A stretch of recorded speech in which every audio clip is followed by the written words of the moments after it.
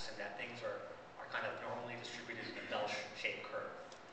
All we've really done is we've taken our guys' training data and we've, established the average for our team is the bell curve, right, the top of that curve, and then just kind of explored what the limits are. And in so much in terms of what we do in terms of applying science to things, we're just basically giving our guys the stats and saying, hey, look, this is what you've been doing on average for the last 3 weeks or 2 weeks. This is the upper 2.5 percentile of what you're capable of doing. This is the bottom edge, this is the top edge. And so for this next training load, we're going to train somewhere in between. And for the next recovery load, we're going to train below that. And, what that's done for us is it's given us a language to understand certain races, a fingerprint for certain races. So for example, the bell curve for the Tour de France, what would you guys assume in terms of, say, energy consumed on the bicycle per day for the Tour de France? What's the middle of that bell curve for? 5,000. No, that's a bit high. That's probably more on the other end. 3,500.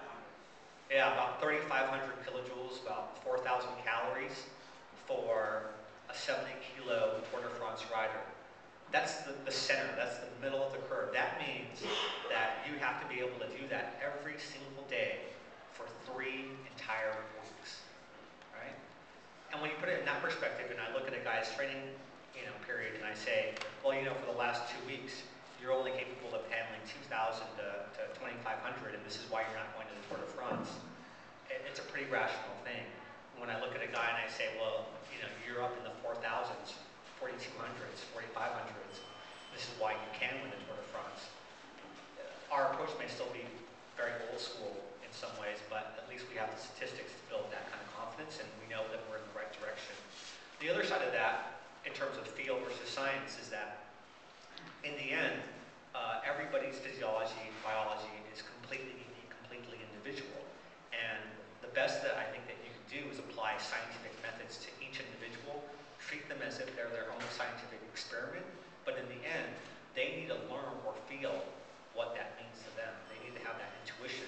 And at the end of every single race, the first question that I ask my guys, or at the end of every single day of training, is, how do you feel? What do you feel?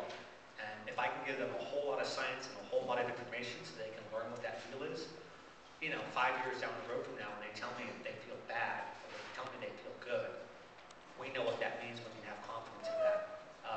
Their sense of perception is less wishy-washy than younger athletes who don't have this kind of feedback. So in other words, a lot of your training is based on the idea of taking the scientific data, matching it with the sensations, the internal sensations of the athlete, and teaching that athlete how to interpret his own sensations more accurately.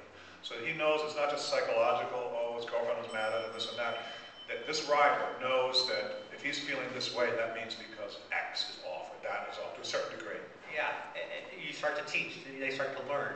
And the whole paradigm is that you have to learn that training response, you have to learn what certain loads feel like, and then it's about giving the guys a language that I can understand, that they can understand, and making sure that we constantly speak the same language. So, if anything, the science is only there as a unifying form of language, and it's a way to make sure that we're all speaking the same thing, even though it may just be very subjective at times.